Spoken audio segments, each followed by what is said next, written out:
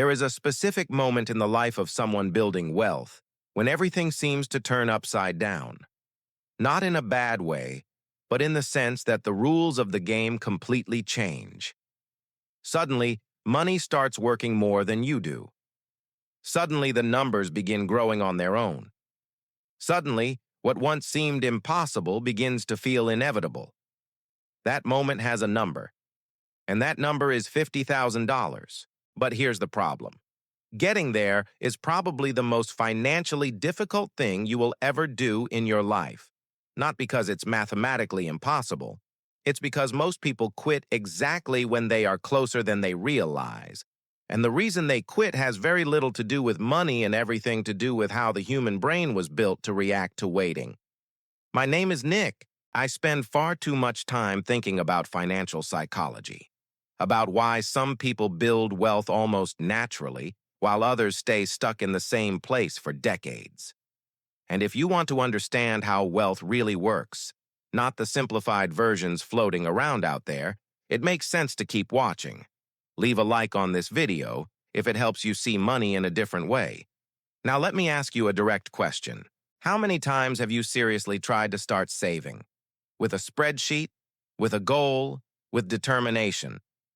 And how many times did you reach a point where it felt like the effort simply wasn't worth it? Where you looked at your balance and thought, why make so many sacrifices if it's growing so slowly? That feeling has a name. Behavioral economists call it the slow progress illusion, and it is responsible for destroying more financial plans than any economic crisis ever has. Here's what actually happens when you start from zero.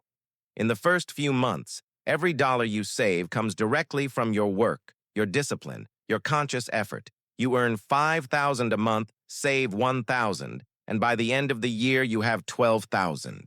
That represents 12 months of sacrifice, saying no to things you wanted, postponing trips, dinners, purchases. And looking at $12,000 after a full year of effort can feel discouraging when you realize you would need more than 4 years at that pace just to reach $50,000. But here's what changes. And pay attention, because this is the heart of what I'm telling you. When you reach your first $20,000, money starts doing work you didn't do. $20,000 invested with an 8% annual return generates $1,600 a year without you touching anything. That's $133 per month appearing in your account simply because the existing money produced more money. It doesn't sound like much, and that's why many people ignore it. But fast forward the reasoning. When you reach $40,000, that same 8% generates more than $3,000 per year. When you reach $50,000, it becomes $4,000 per year generated automatically.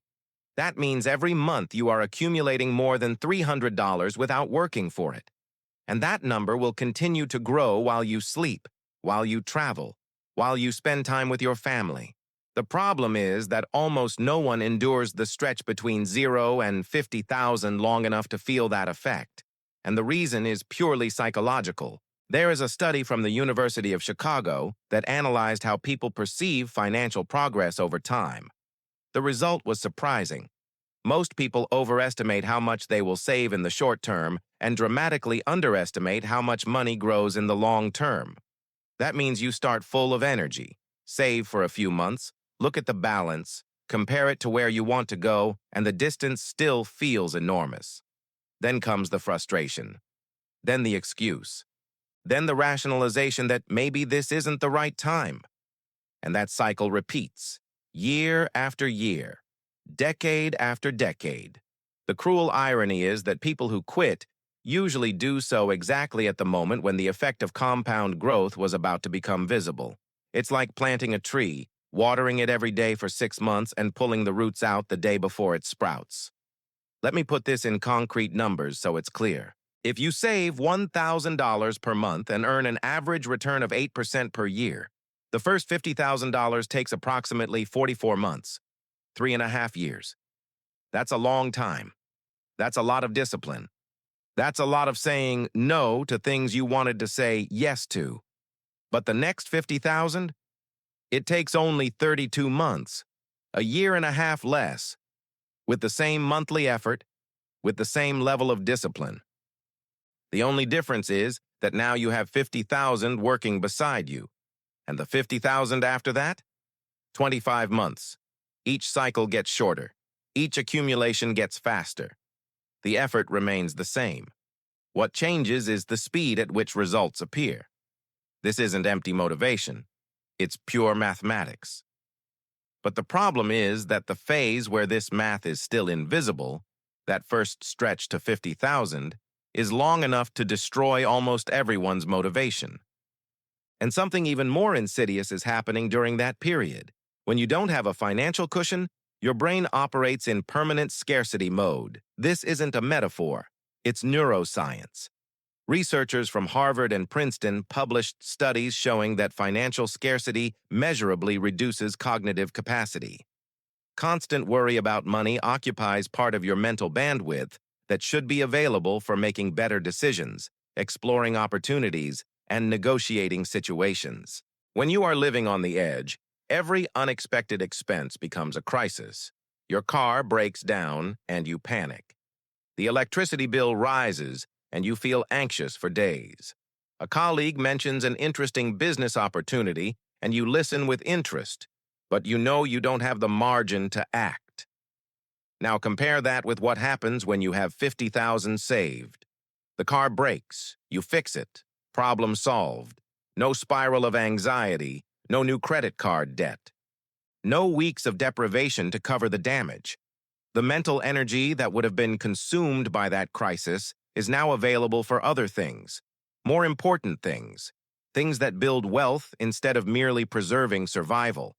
And here's something that might sound counterintuitive, but is one of the most consistent patterns among people who build wealth. People with financial reserves don't make career decisions based on fear. They make them based on value. When you have no margin, you take the first job you can get because you need the salary. You tolerate a difficult boss because you can't afford the risk. You don't ask for a raise because you're afraid of creating tension. You are negotiating from the weakest possible position. And the person on the other side of the table often knows it. But when you have $50,000 saved, the dynamic changes completely. You can say no to a bad offer because you can sustain a longer search for something better. You can ask for a raise with genuine confidence because you know a negative answer isn't the end of the world. You can explore opportunities without that feeling that you're betting everything on a roulette wheel. That shift in posture doesn't go unnoticed. Leaders and managers recognize confidence, and confidence creates opportunities, which means having money saved literally increases your chances of earning more money at work, not because you'll spend that money, but because the security it represents changes how you behave. Now, I need to warn you about the most common mistake people make exactly at this moment. They reach 50,000 and feel like they've arrived. They feel they deserve a reward. Then they buy the car they had been postponing, or take the expensive trip, or use part of the money as a down payment on something beyond the original plan. Don't do that. $50,000 is not the destination.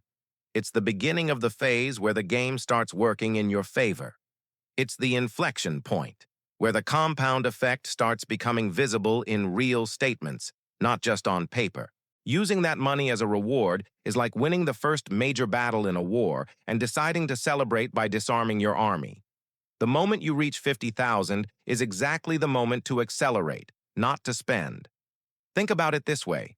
You spent 3 or 4 years building an engine that is finally warm, running, and generating power. Why would you shut it off now? There is another aspect of this journey that is almost never discussed, and I think it's fundamental to understanding why it's so difficult. Accumulating the first 50,000 requires changing your identity, not just your habits. Anyone can save for 1 month, for 3 months, even for 6 months. What separates the people who reach 50,000 is that at some point they stopped seeing themselves as someone trying to save and started seeing themselves as someone who saves. It sounds subtle. It isn't. When you are still trying to save, every decision is a battle. Every dinner out becomes an internal negotiation. Every impulse purchase feels like a relapse. You are constantly fighting your own instincts. When you become someone who saves, the logic reverses. Spending money without thinking starts to feel strange. Making conscious financial choices becomes natural, not a sacrifice. Not because you became a different person, but because you built evidence over time that you are capable of controlling where your money goes. That identity has value that doesn't appear on any spreadsheet. It changes how you see opportunities, how you react to consumption pressure, how you think about the future. And once you have it, it doesn't disappear. It expands. Look, the first 50,000 are hard. They're probably the hardest money you will ever accumulate. The growth seems too slow, the sacrifice seems too high, and there's a constant voice saying you could live better right now if you just stopped saving all that money. But on the other side of that barrier, there is a version of you making financial decisions from a completely different position. A version that goes to work with a different posture. That sees opportunities where it once saw threats. That sleeps better at night because it knows there is margin to deal with whatever comes. The first 50,000 won't make you rich, but they will put you in the game in a way you've never been before. And once you are in that game, the rules begin to shift in your favor in a way that's very hard to understand before you experience it. Start today. Your future self is already counting on the decision you make right now.